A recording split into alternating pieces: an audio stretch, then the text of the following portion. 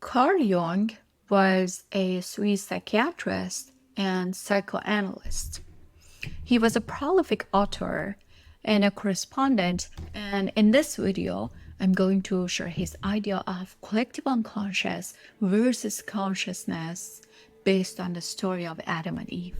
The content of this video is based on the book Decoding Jungmetaphysics, written by Bernardo Castro. Jung occasionally references the biblical fall of man, the eating of the forbidden fruit from the tree of knowledge in paradise, as a symbol of the development of consciousness. In his essay, The Stages of Life, Jung explains that it is the growth of consciousness we must thank for the existence of problems.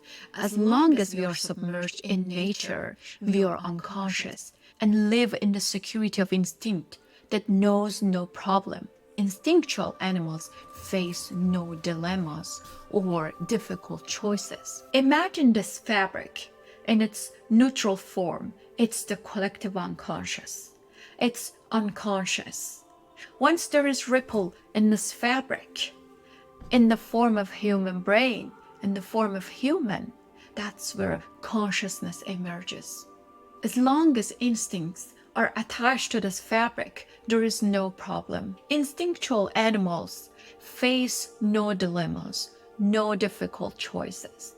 Instinct always provides them with one clear path forward. They don't second guess themselves, regret past choices, or feel anxiety about future predicaments. Only we, conscious human beings, do all those things. For we have turned away from the certain guidance of the instinct and are handed over to fear. Consciousness is what makes us suffer. The development of consciousness is the sacrifice of the merely natural man, the unconscious, ingenious being.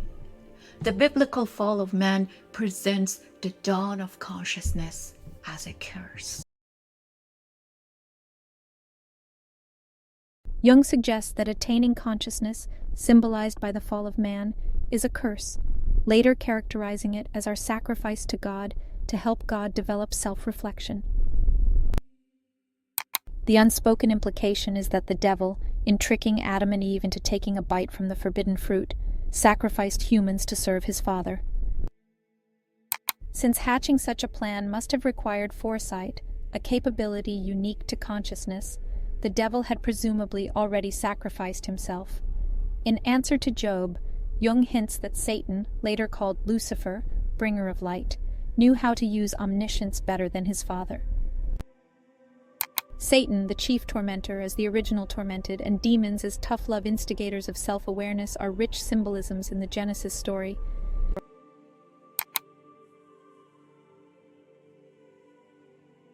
Jung's ideas about the nature of consciousness were still evolving when he wrote his essay on the stages of life. He linked consciousness to contextual knowledge, webs of cognitively associated contents, apparently overlooking self-reflection. By insisting on knowledge, Jung may have been implicitly assuming Schopenhauer's definition, which includes a degree of self-reflection, a separation between subject and object. Reflecting on an initial experience on a higher cognitive level allows us to separate ourselves as knowing subjects from our known experiences. Without this reflection, we would effectively be the pain, the object, and the love. There would be no difference between the experience and the experiencer.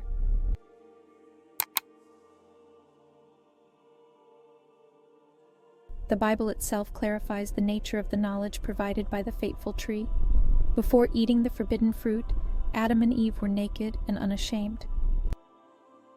Although they experienced their nakedness, their cognition of it did not trigger shame as it would for us conscious humans.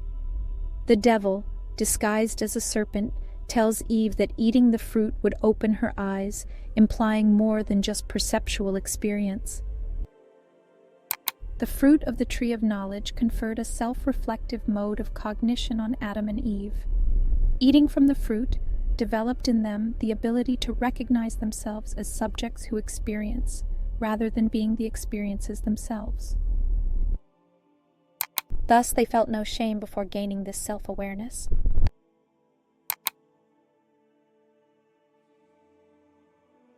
Psychologists know that self-reflection is associated with our uniquely human ability to think symbolically, processing the contents of consciousness through internal pointers like words, allowing us to plan our actions deliberately. The emergence of symbolic thinking in humans marks the fall, differentiating us from our original state as unconscious, ingenuous beings guided purely by instinct. Paleoanthropologists know that early modern humans, anatomically similar to us, initially lacked symbolic cognitive abilities. Ian Tattersall points out that while early Homo sapiens had our body form, the symbolic cognitive system that distinguishes us was acquired later. This cognitive leap, the fall into self-reflection, represents a significant evolutionary event, albeit one shrouded in mystery.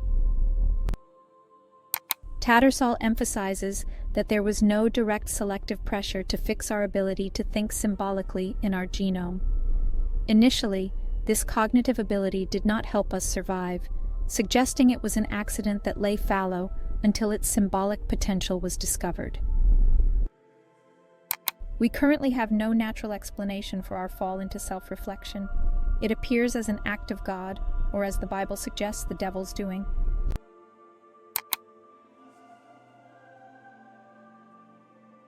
The Bible narrates that the devil's influence in the fall led to severe punishment for humanity, marking the end of instinctual harmony and the beginning of psychological suffering.